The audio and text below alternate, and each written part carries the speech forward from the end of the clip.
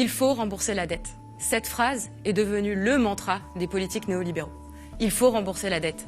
C'est ce que nos concitoyens reçoivent comme fin de non-recevoir quand ils réclament plus de moyens pour la santé, l'éducation ou tout simplement des augmentations de salaire. Il faut rembourser la dette sonne comme une malédiction jetée aux jeunes générations, rendues ainsi tributaires des excès de leurs aînés.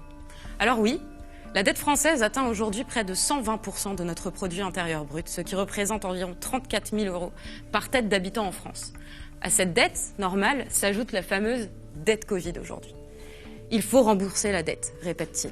Et pourtant, le 5 février dernier, paraissait dans les tribunes du Monde un appel appelant purement et simplement à l'annulation de cette dette pour reprendre notre destin en main. Parmi les signataires, des économistes comme Thomas Piketty, Jésabel Coupé-Soubeyran ou encore Gaël Giraud, mais aussi des politiques comme la députée européenne Aurore Lalucq. Cette tribune est également soutenue par un bon nombre de personnalités italiennes, espagnoles, allemandes, irlandaises et belges.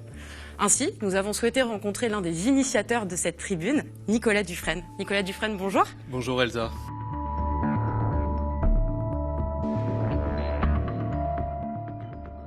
Nicolas Dufresne, vous êtes haut fonctionnaire, directeur de l'Institut Rousseau, et vous avez publié en 2020 un ouvrage écrit avec l'économiste Alain Grandjean, Une monnaie écologique, dans lequel vous appeliez d'ores et déjà de vos vœux à une annulation de la dette détenue par la Banque centrale européenne. Et moi, quand on parle de l'annulation de cette dette, j'ai une première question qui me vient à l'esprit. Pourquoi est-ce qu'elle est si importante, cette annulation, et est-ce qu'elle est tout à fait inévitable ? Merci beaucoup Elsa pour cette invitation. Alors, est-ce que l'annulation de la dette est évitable ? Oui, probablement. C'est-à-dire que beaucoup ne voudraient pas en arriver à cette solution, mais nous aurions tort de l'éviter puisqu'elle nous permettrait, en contrepartie d'investissements écologiques, de financer les grands plans de relance sociaux et écologiques dont nous avons bien besoin après la crise du coronavirus. Alors, effectivement, il y a en ce moment une discussion au très haut niveau. Christine Lagarde a répondu à notre tribune. Elle évoque des arguments, je pense qu'on y viendra après, sur l'illégalité, l'infaisabilité qui ne nous semble pas pertinent. Et nous pensons effectivement que pour nous sortir des difficultés financières et budgétaires dans lesquelles nous sommes, l'annulation de la dette doit être une option sérieusement considérée. Et quels seraient les effets positifs immédiats de cette annulation ? Alors, l'annulation en tant que telle n'entraîne pas immédiatement d'effets positifs. C'est pour ça que notre proposition, c'est d'avoir une annulation qui soit conditionnée à des réinvestissements de la part des États qui bénéficieront de cette annulation. Si vous voulez, ça se passe en deux temps. Il y a un premier temps où la Banque centrale annule les dettes publiques qu'elle détient, c'est-à-dire à peu près 2600 milliards d'euros aujourd'hui, donc pour l'ensemble des pays européens. Vous voyez que c'est pas une mince affaire quand on sait notamment que le plan de relance européen ne représentait que 390 milliards d'euros, ce qui, là où le Parlement européen avait demandé 2000 milliards d'euros, là on les a, ils sont dans les coffres de la BCE. Donc l'idée est d'annuler dans un premier temps, mais annuler ça ne suffit pas. Il faut que les États s'engagent, passent un pacte avec la BCE pour réinvestir les mêmes sommes dans la transition écologique, dans la reconstruction de nos pays suite à la crise du coronavirus. C'est ça l'idée, c'est une opération en deux temps, annulation puis réinvestissement. C'est vrai qu'on imagine assez facilement qui gagnerait à cette annulation, donc les États, les citoyens, mais est-ce qu'il n'y aurait pas des perdants et qui sont-ils ? Alors non, il n'y aurait pas de perdants. Alors ça peut sembler magique, certains n'arrivent pas à concevoir. En fait, le seul perdant qu'il y aurait, c'est la BCE. Et ça tombe bien parce que la BCE est le seul créancier en Europe qui ne craint pas de perdre son argent puisqu'elle peut en recréer d'un claquement de doigts. Donc la Banque centrale européenne n'est pas un créancier comme les autres, comme l'ensemble des banques centrales qui composent la zone euro. D'ailleurs, il faut préciser que ce seraient les banques centrales nationales qui ont acheté aujourd'hui les dettes publiques et qui porteraient donc le poids de l'annulation, sauf que la BCE peut créer de la monnaie pour compenser ces pertes des banques centrales nationales. Donc au final, évidemment, personne ne porterait, aucun acteur privé ne porterait le poids de cette annulation, ni les banques, ni les compagnies d'assurance, ni encore moins, cela va de soi, les citoyens. Par contre, tout le monde pourrait en bénéficier, puisque si en échange il y a des plans de relance très importants qui sont mis en place, eh bien ça fera du revenu pour les citoyens, pour les entreprises, notamment dans le domaine de la transition écologique, dans le domaine de la santé. Donc on pense fermement que ce serait une opération, pour utiliser un anglicisme, on va dire win-win. Voilà. Mais comment un agent économique comme la Banque Centrale Européenne pourrait annuler une dette contractée par des États qui sont a priori en capacité de rembourser? Alors ça, c'est un débat, en effet, c'est sur l'utilité de cette mesure-là. On nous rétorque, en effet, aujourd'hui, vous savez, les États empruntent à taux négatif, à taux très faible, sur des échéances assez longues. Donc est-ce qu'il est nécessaire vraiment d'annuler cette dette et d'investir? Moi, je vais répondre très simplement. Si vous regardez les chiffres, ça fait depuis 2015 que la Banque Centrale Européenne a mis en place ce qu'on appelle cette politique non conventionnelle d'achat d'actifs, et ça fait depuis 2015 que les taux d'intérêt sont négatifs. C'est-à-dire qu'en effet, les investisseurs payent les États pour emprunter. Est-ce que vous pensez que dans ces conditions-là, les États en ont profité pour justement investir beaucoup plus, pour développer les systèmes de santé, pour financer la transition écologique? Eh ben non. Ils se sont au contraire désendettés. Ça veut dire que même à taux négatif, les États préfèrent se désendetter que d'investir dans la transition écologique et sociale. Donc ça ne suffit pas. Ça ne suffit pas. Et si la dette est à peu près soutenable, il faut savoir que depuis le début de la pandémie, elle a augmenté de pas loin de 600 milliards d'euros rien que pour la France. Dans le monde entier, les dettes publiques ont atteint un niveau qui n'a jamais été atteint, et les dettes privées également. Donc à un moment, cette montagne de dettes, les néolibéraux vont vouloir nous la faire payer par des réformes, par la réforme des retraites. On voit la Commission européenne qui revient à la charge, par de l'austérité dans les services publics, par du contentement. C'est une solution qui a été évoquée par le gouvernement, qui serait la pire de toutes, puisque ça reviendrait à mettre cette dette Covid de côté et à créer des impôts pour la rembourser. Et c'est d'ailleurs ce qui commence déjà à se passer, puisque vous savez qu'aujourd'hui, la contribution au remboursement de la dette sociale a été prolongée alors qu'elle devait s'arrêter. Donc en fait, on paye déjà tous un petit peu le poids de cette dette qui va revenir.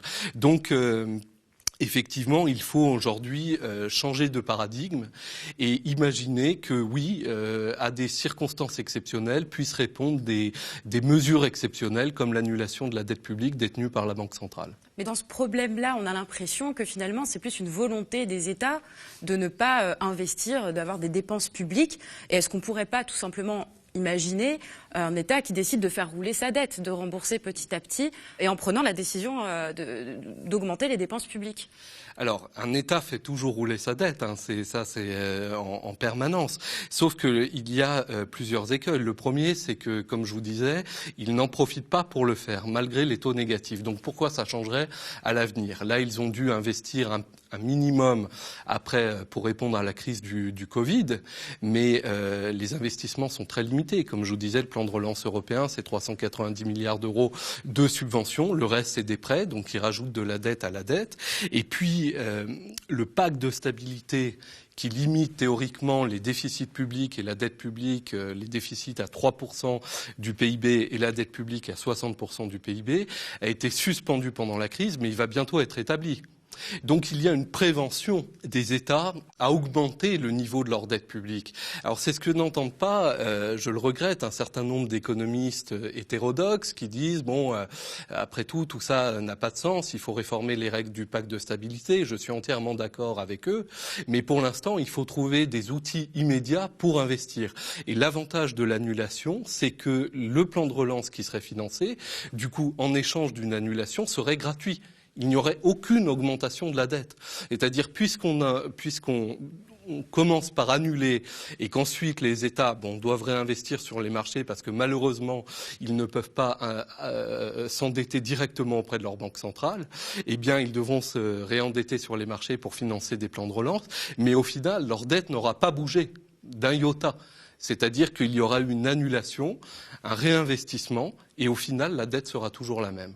Donc c'est une solution qui nous semble beaucoup plus sûre, qui nous semble plus pertinente pour forcer les États à investir et pour couper l'herbe sous le pied, si vous voulez, des personnes qui diront non, il faut surtout pas que la dette augmente, le ratio dette sur PIB est déjà trop important. Voilà, et c'est la petite musique, comme vous le savez, qu'on commence à entendre de la part d'un certain nombre d'économistes. Bien sûr, et pas seulement, puisque les réactions à votre tribune étaient parfois négatives, et notamment celle très intéressante de la dirigeante de la Banque Centrale Européenne, Christine Lagarde. Et je vous propose d'écouter sa réaction. Est-ce que c'est possible d'annuler la dette, je vais préciser, détenue par vous, détenue par la Banque Centrale Européenne, les dettes publiques que vous avez? Réponse non. Parce que c'est illégal. On ne peut pas faire tourner la planche à billets pour financer la dépense des États. Moi, je suis président de la BCE. J'ai pas été élu pour violer les traités qui constituent la loi des partis et qui constituent l'engagement souverain de la France. Deuxièmement, comptablement, ça ne fait aucun sens. Pourquoi ? Imaginons, prenons par exemple la dette française. À peu près 600 milliards d'euros. On annule les 600 milliards. Ah, formidable. En un temps T, les Français se sont enrichis de 600 milliards. Sauf qu'en temps T plus une seconde, la Banque de France doit constater un trou de 600 milliards d'euros dans ses actifs. Donc plus 600 d'un côté, moins 600 de l'autre, égale 0. Sauf que, on pourrait dire, c'est une opération neutre. Sauf qu'entre-temps, on a remis en cause la signature française. On a probablement atteint la confiance des investisseurs. La France, ça lui coûtera infiniment plus cher si elle peut se refinancer. Donc pour elle, l'annulation de la dette est tout simplement inenvisageable. Comment faire si la dirigeante de la Banque Centrale Européenne s'oppose à l'annulation ? Alors, en effet, c'est un problème et ça soulève une question qui est fondamentale et que pour ma part, donc c'est ce qu'on avait écrit dans le livre que j'ai publié avec Alain Grandjean, Une monnaie écologique. L'indépendance des banques centrales aujourd'hui les conduit à l'impuissance. Pourquoi il les conduit à l'impuissance ? Parce qu'en effet, vous l'avez très bien dit, on ne peut pas forcer la Banque centrale à agir de la sorte. C'est pour ça d'ailleurs qu'on propose un pacte. Parce que la Banque centrale est indépendante et que donc elle échappe au contrôle des citoyens, au contrôle des États, au contrôle des gouvernements. Il faut bien comprendre que tout ça, ça vient d'une idéologie qu'on appelle le monétarisme, qui est au cœur des traités européens aujourd'hui, vraiment. Si vous regardez les articles 119 à 132 du traité sur le fonctionnement de l'Union européenne, tout est interdit en matière monétaire. Les banques centrales sont indépendantes, le financement monétaire des États est interdit, les mécanismes de type circuit du Trésor sont interdits et les mécanismes de solidarité entre États européens sont interdits. Tout ça vient d'une idéologie, l'idéologie monétariste, qui est aujourd'hui dominante en Europe parmi, disons, l'intelligentsia économique, qui prône la séparation complète entre tout ce qui relève de la politique monétaire, de la gestion monétaire et les citoyens. Nous, on dit ça, c'est pas possible. Alors, si on peut pas faire autrement, faisons au moins un pacte entre la Banque centrale et les États.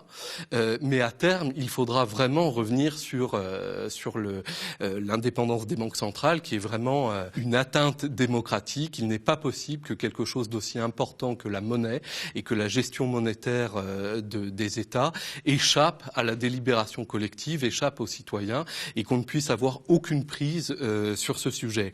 Maintenant, Christine Lagarde évoque un deuxième argument qui est l'argument juridique selon lequel la Banque centrale ne peut pas financer des États. Alors là, ça ne tient pas la route. Là, ça ne tient pas la route et je suis catégorique puisque la Banque centrale européenne n'a effectivement pas le droit de financer directement les États, c'est-à-dire de rajouter du financement. Mais là, le financement a déjà eu lieu. Il a déjà eu lieu quand les banques ont acheté le titre de dette aux États, les bons du Trésor, et que ces bons du Trésor ont ensuite été revendus par ces mêmes banques à la Banque centrale. Donc le financement a déjà eu lieu. Et donc la seule question qui se pose, c'est est-ce qu'aujourd'hui la Banque centrale qui détient ces créances a le droit de les abandonner ? de faire un abandon de créances. C'est ce que font les institutions financières tous les jours, les banques, tous les créanciers font ça tous les jours. On ne voit pas pourquoi la Banque centrale européenne ne serait la seule à ne pas pouvoir agir de la sorte. Voilà, donc vraiment, il n'y a aucun traité qui peut interdire à un créancier d'abandonner les créances qu'il détient. Et justement, vous évoquez l'existence de ces traités et du coup de l'aspect juridique. Le remboursement d'une dette n'est pas protégé par ces traités. Vous imaginez véritablement un pacte comme principal levier démocratique à cette annulation en réalité? Oui, tout à fait. Il faudrait un pacte, en effet, puisqu'on ne peut pas faire autrement. Donc il faudrait un pacte entre les États membres et la BCE. La BCE abandonne ses créances et les États membres s'engagent volontairement à réinvestir les mêmes sommes, comme je l'ai dit, dans la reconstruction écologique et sociale. Mais vous savez, la question de la dette, en allemand, vous savez, le mot pour la dette, c'est le mot Schuld, qui veut dire la faute et la dette. C'est comme ça aujourd'hui qu'on conçoit la dette. C'est-à-dire qu'on la conçoit comme étant une faute. Et donc, cette idéologie-là qu'une dette, c'est sacré, qu'on doit la rembourser, en fait, elle ne tient pas la route. Dans l'histoire, il y a eu de nombreuses annulations de dettes qui ont très bien marché. Par exemple, on rappelle l'exemple de l'annulation de la dette allemande en 1953 à la conférence de Londres, où pratiquement les 2/3 de la dette publique allemande ont été effacés complètement. Alors, à l'époque, c'était un peu différent parce que c'était pas la Banque centrale qui possédait ces dettes-là, mais des États créanciers autour de la Banque centrale.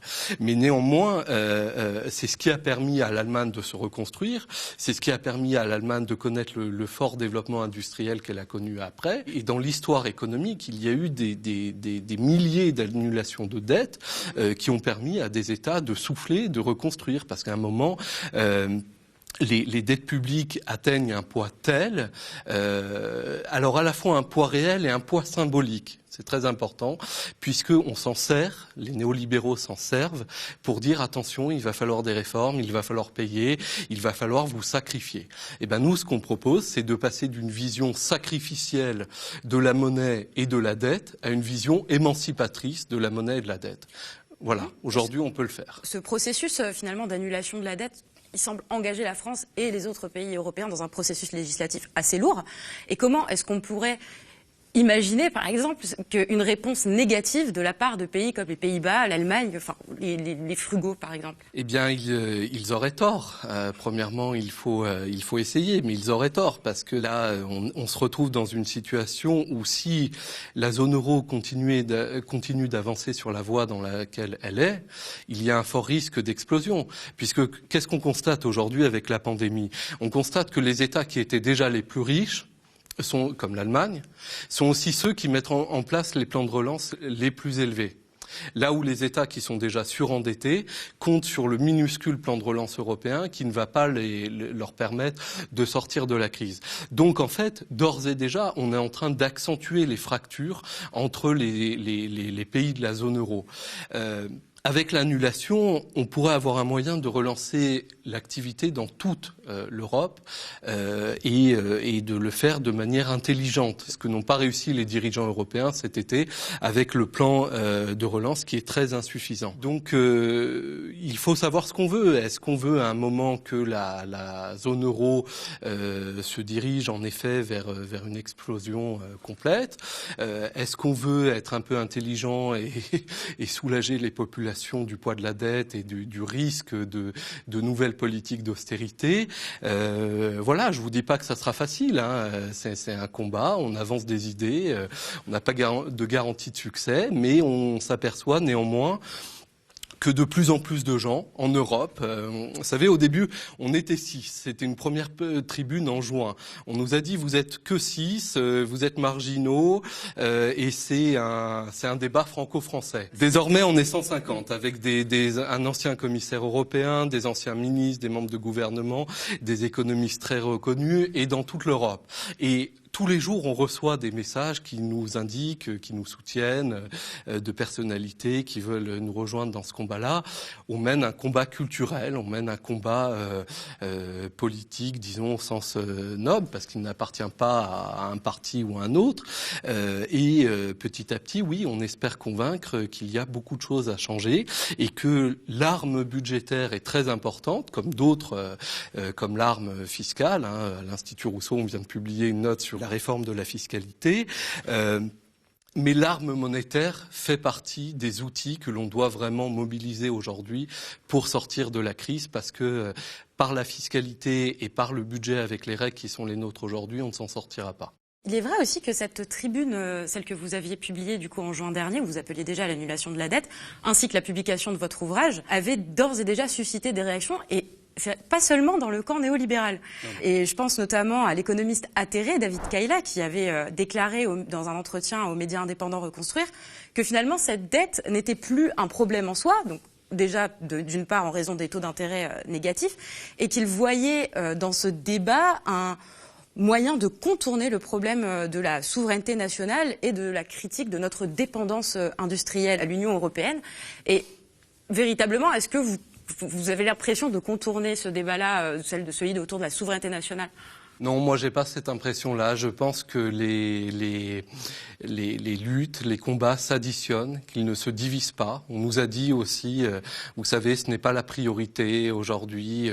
Mais très bien, on n'a jamais dit que c'était la seule priorité. On a fait des propositions en matière de commerce, en matière de budget, en matière de fiscalité, en matière d'aide d'État. Il y a beaucoup de domaines. Il faut bien comprendre, si vous voulez, que l'ordre européen, l'ordre économique européen, est aujourd'hui monolithique et qu'il englobe différents aspects sur lesquels il pose un ordre néolibéral. Donc j'ai pas l'impression que l'attaquer par plusieurs aspects, par plusieurs thématiques, sont un problème en soi. Moi je comprends pas bien ceux qui nous font le reproche de dire c'est pas prioritaire. Voilà, est-ce que combattre ou prôner, par exemple, une augmentation du SMIC empêcherait de défendre les hôpitaux ou de dire qu'il faut un protectionnisme écologique. Ça n'a aucun sens. Donc voilà, je crois que certains ne sont pas très contents qu'on ait occupé un peu l'espace médiatique avec cette proposition. Moi, je le regrette. Je crois que tous ces combats doivent s'additionner, doivent se renforcer, parce que la monnaie, comme le budget, sont soumis à la même chape de plomb qui a été instauré au cœur même des traités européens. Et quant à la question de la souveraineté, c'est un levier très important. Comment parler de souveraineté sans parler de souveraineté monétaire? Là, ce qu'on prône, c'est de récupérer une partie de la souveraineté monétaire. Ça ne suffit pas, mais c'est déjà un pas très important. Et déjà, c'est remettre la politique monétaire au service des citoyens. Donc, non, moi, je ne souscris pas à cette appréciation, comme vous l'aurez compris. Mais je pense aussi à une autre critique d'un autre économiste atterré, Henri Sterdignac, qui, pour lui, ne croyait pas vraiment à l'annulation d'une dette où il n'y aurait pas de perdant, et expliquait que ces dettes publiques ne seraient pas vraiment annulées, mais dissimulées dans les comptes de la BCE. Non, c'est une erreur. Nous avons eu ce débat plusieurs fois avec Henri Sterdignac. Vous savez, la monnaie est un des grands tabous dans la pensée économique de gauche. C'est un des grands tabous. Il y a beaucoup de discussions. Il y a des lignes de fracture au sein même des économistes atterrés auxquels appartient Henri Sterdignac. Vous remarquerez d'ailleurs qu'il y a de très nombreux économistes atterrés qui ont signé la tribune. Non, c'est une erreur. En fait, la perte, comme je l'ai dit, qui porterait sur le bilan des banques centrales nationales serait compensée par la Banque centrale européenne par son pouvoir de création monétaire. Donc, si vous voulez, oui, il y a une perte dans un premier temps, mais elle est compensée par la création monétaire de la BCE qui peut créer toute la monnaie qu'elle veut. C'est d'ailleurs Christine Lagarde elle-même qui l'a dit et répété. C'était une question de Manon Aubry qui lui demandait « Est-ce qu'une banque centrale peut être à court d'argent ?» Christine Lagarde avait répondu « Jamais ». Ce n'est pas possible. Une banque centrale ne peut jamais être à court d'argent. Donc, par définition, si on annule sa dette, elle ne peut pas faire faillite. Et voilà. En outre, on a de nombreux, je l'avais dit à Henri Sterdyniak, qui visiblement ne l'a pas prise en compte, mais il y a de nombreuses banques centrales, on a de nombreux exemples à travers le monde qui ont fonctionné avec des fonds propres négatifs. Ça veut dire dont à un moment, selon des règles comptables, qui n'avaient pas assez de capital pour face à leurs engagements. Bon, c'est un peu technique, mais c'est tout à fait possible. Au Chili, en Israël, en République tchèque, des banques centrales ont fonctionné comme ça pendant très longtemps. Alors là, oui, ce qu'on propose, ça a une ampleur un peu plus importante. Ça concerne plusieurs pays. Voilà, ça concerne plusieurs pays, ça concerne des volumes de dettes qui, jusqu'à aujourd'hui, étaient quand même assez inconnus. Mais les choses peuvent évoluer, il n'y a aucun problème. Il faut rester très, très calme par rapport à cette question et surtout bien comprendre que les mécanismes monétaires le permettent sans aucune difficulté. C'est d'ailleurs pour ça que, si vous voulez, il y a des réactions aussi violentes. C'est que on a mis le doigt à un endroit que les traités n'avaient pas, un peu un angle mort des traités, si vous voulez. Et les Christine Lagarde, comme d'autres, comme un peu tous les... Je vais être un peu provoquant, mais disons tous les chiens de garde du système qu'on voit s'exprimer en ce moment, aujourd'hui prennent un peu peur parce qu'ils voient que ce débat est en train de prendre et que juridiquement, comptablement, techniquement, ils n'ont pas vraiment les arguments pour le contrer. Voilà, et d'autant plus quand on interroge les citoyens, vous avez vu, il y a eu un sondage dans le Figaro où 120 000 personnes ont été interrogées. Alors c'est sur la base du volontariat, c'est pas un sondage établi dans les règles de l'art, mais néanmoins ça donne une indication puisque la majorité des citoyens étaient favorables à une annulation des dettes. Ça veut dire qu'aujourd'hui il y a un mouvement qui comprend bien que si on doit subir des politiques d'austérité et des politiques néolibérales pour rembourser cette dette, la situation sera pire demain que hier. Merci beaucoup Nicolas pour ces éclaircissements sur l'annulation de la dette. C'est la fin de cette émission. L'Instant Éco, si elle vous a plu, n'hésitez pas à réagir et à la partager sur vos réseaux sociaux. Si vous le pouvez, n'hésitez pas à devenir sociaux ou donateurs du média. Et à bientôt.